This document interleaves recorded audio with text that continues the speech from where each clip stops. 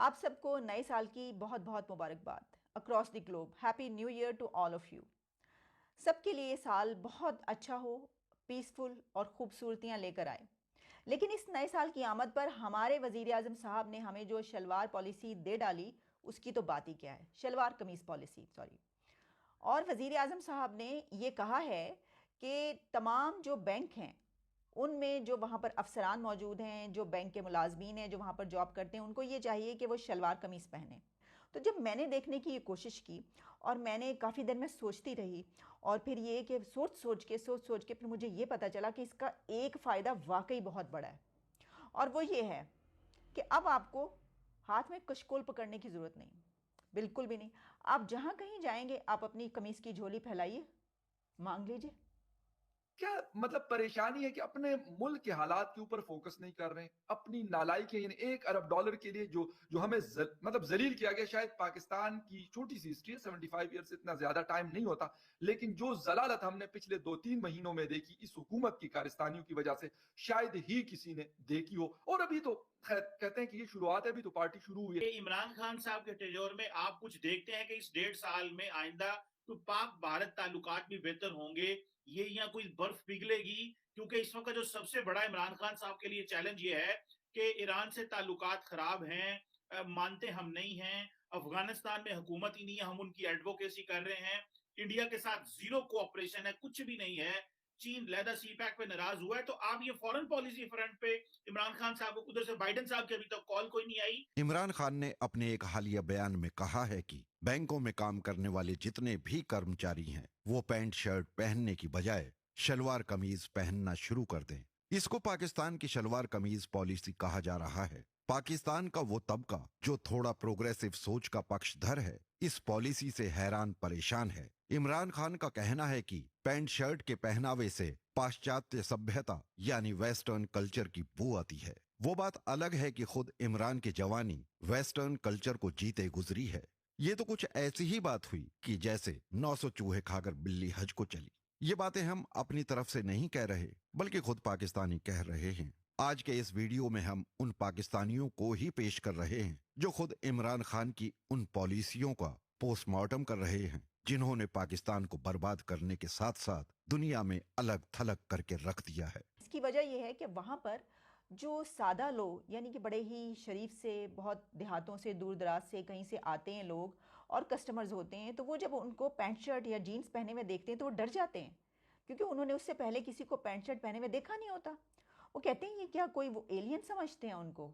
जब वो देखते हैं ऐसे लोग के जीन्सें पहनी हुई हैं, उन्होंने पैंट शर्ट पहनी हुई है, टाई लगाई हुई है, तो जो दूर दराज इलाकों से आते हैं वो बड़े झिझकते हैं, बहुत हेजिटेशन फील करते हैं बात करते हुए, क्योंकि उन्होंने उससे पहले देखा नहीं होता कभी कि किसी ने पैंट शर्ट भी पहनी हो। कहते हैं अच्छा ये कौन सा पहना हुआ है, हमने तो देखा ही नहीं कभी। तो इस वजह से उनको ज़रा कूल डाउन रखने के लिए उनके साथ अच्छी तरह पेश आएँ, वो खुशी से बात करें। वो चाहें अगर कोई देहाती, तो आप देखें वो अगर के सामने जो बंदे बैठे हैं सबके सब सबने शलवार कमीज़ें उनके जैसी पहनी हुई हैं, तो वो अगर चाहें तो वो बल्कि कुर्सी पर पाँव चढ़ा के बैठ जाएं, वो टेबल पर, वो कहीं पे भी बैठ सकते हैं। इतने ज़्यादा जो है वो उनको कंफर्ट होगा, उनके लिए कंफर्टेबल वो फील करेंगे अपने लिए। ये है एक तो सबसे बड़ा फ़ायदा। और एक जब मैंने ये पता करने की कोशिश की कि भाई लोगों की इस बारे में क्या राय है, तो सोशल मीडिया पे लोग बिला वजह इसका मजाक उड़ा रहे हैं। मतलब क्यों आप ऐसी बात करें। मसलन ये मैंने कहा कि देखिए उन्हें ये बात कही है तो क्या फ़ायदा है, तो किसी ने ये लिखा कि देखिए शलवार कमीज़ का एक तो सबसे बड़ा फ़ायदा जो नज़र आ रहा है वो ये है कि अगर आपको खारिश हो रही है तो बड़ी आसानी से आप कर सकते हैं। तो मैंने उनको ये कहा कि ये बदतमीज़ी है, इस तरह की बात नहीं होनी चाहिए। क्योंकि देखिए अगर कोई कोई पॉलिसी बता रहा है, कोई स्ट्रेटजी बता रहा है, तो इसका मतलब ये है कि वो ये समझता है कि इसमें बहुत से फ़ायदे हैं और ये अपनाने से आपके मुल्क को कितना ज़्यादा फ़ायदा होगा, और आप इस तरीके से जो है वो उनको दूसरी तरफ लेकर जा रहे हैं बात को। तो ये दिस इज़ नॉट एक्सेप्टेबल। ये तो बिल्कुल साफ सी बात है। आप संजीदगी से इसके ऊपर गौर करते हैं, हम इस बात को बहुत सीरियसली लें और इसको देखें कि वाकई इसके क्या फ़ायदे हैं। तो जब मैंने देखने की ये कोशिश की और मैंने काफ़ी देर में सोचती रही, और फिर ये कि सोच सोच के फिर मुझे ये पता चला कि इसका एक फ़ायदा वाकई बहुत बड़ा है। और वो ये है कि अब आपको हाथ में कशकोल पकड़ने की ज़रूरत नहीं, बिल्कुल भी नहीं। आप जहाँ कहीं जाएंगे आप अपनी कमीज़ की झोली फैलाइए, मांग लीजिए। हमारा सबसे बड़ा मसला फाइनेंशियल स्टेबिलिटी नहीं है, हमारा सबसे बड़ा मसला ये है कि यहाँ के नौजवान पाकिस्तान के वो शलवार कमीज़ पहनना शुरू करें। और आपने न्यू ईयर तो बिल्कुल नहीं मनाना। तफरीह का तो इस अवाम को पता ही नहीं होना चाहिए कि तफरीह चीज़ क्या है। सैर व तफरीह है क्या, सेलिब्रेशन है क्या, खुशियाँ हैं का, बिल्कुल बिल्कुल नहीं पता होना चाहिए भाई। देखिए, एक तो ये कि सुकून सिर्फ कब्र में है, जिस तरह के प्राइम मिनिस्टर साहब फरमाते हैं।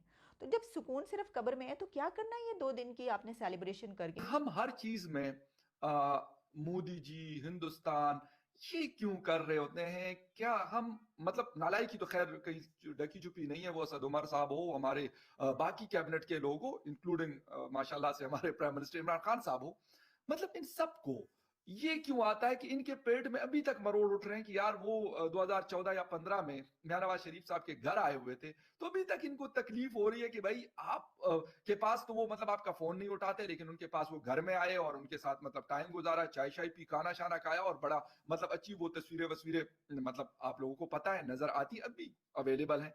क्या मतलब परेशानी है कि अपने मुल्क के हालात के ऊपर फोकस नहीं कर रहे हैं, अपनी नालायकी, यानी $1 अरब के लिए जो जो हमें मतलब जलील किया गया। शायद पाकिस्तान की छोटी सी हिस्ट्री है, 75 ईयर से इतना ज्यादा टाइम नहीं होता, लेकिन जो जलालत हमने पिछले 2-3 महीनों में देखी इस हुकूमत की कारस्तानियों की वजह से, शायद ही किसी ने देखी हो। और अभी तो खैर कहते हैं कि ये शुरुआत है, अभी तो पार्टी शुरू हुई है।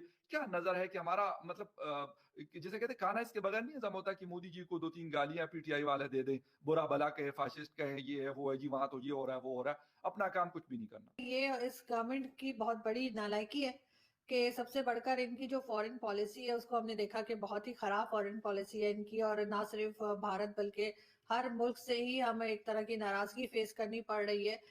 मियां नवाज शरीफ से किसी के हजारों इख्तलाफात सही, लेकिन उन्होंने इंडिया के साथ टर्म्स अच्छे करने की कोशिश की थी। बिल्कुल इंडिया के प्राइम मिनिस्टर नरेंद्र मोदी जी जो है वो पाकिस्तान आए थे और उनकी नवासी की, मेरा ख्याल है मरियम नवाज की बेटी की शादी थी, और उसमें नरेंद्र मोदी जी आए थे और नवाज शरीफ साहब ने टर्म्स अच्छा करने की कोशिश की थी। लेकिन उसके बाद जो हरकतें हमारी तरफ से की गई थी उस वजह से कुछ भी बात आगे नहीं बढ़ पाई। अब इमरान खान साहब जब आए थे, और अगर असद उमर साहब ये समझते हैं कि उनको भारत के साथ कोई ताल्लुक नहीं रखना है, उनको भारतीय प्राइम मिनिस्टर बड़ा उनको कोई दुश्मन नजर आते हैं, तो फिर इमरान खान साहब ने आते के साथ ही ये क्यों कहा कि जी आप 1 कदम बढ़ाइए, हम 10 कदम बढ़ाएंगे या 2 कदम बढ़ाएंगे, पता नहीं कितने कदम, लेकिन भारत उनसे ज्यादा ही उन्होंने कहा कि हम बढ़ाएंगे।